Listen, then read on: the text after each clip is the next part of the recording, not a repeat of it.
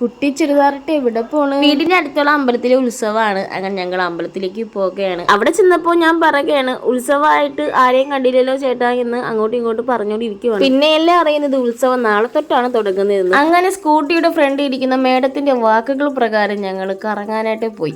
Just ഒന്ന് round അടിച്ചിട്ട് അതുവഴി വീട്ടിൽ പോകാനുള്ള പ്ലാനാണ്. അവൾക്കത് അറിഞ്ഞൂടല്ലോ. അങ്ങനെ ഞങ്ങൾ വീട്ടിലേക്ക് പോകുന്ന വഴിക്ക് ഇവിടെ ഉത്സവമാണെന്ന് അറിഞ്ഞു.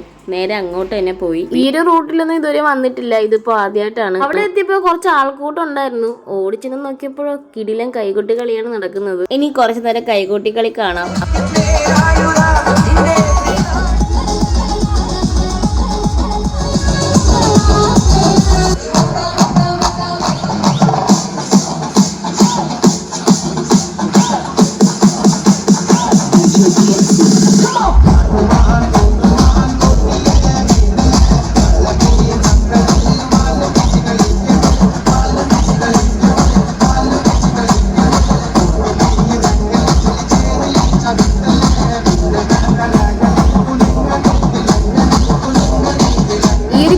കൈകൊട്ടിക്കളി അത്രയ്ക്ക് കിടിലായിരുന്നു കേട്ടോ.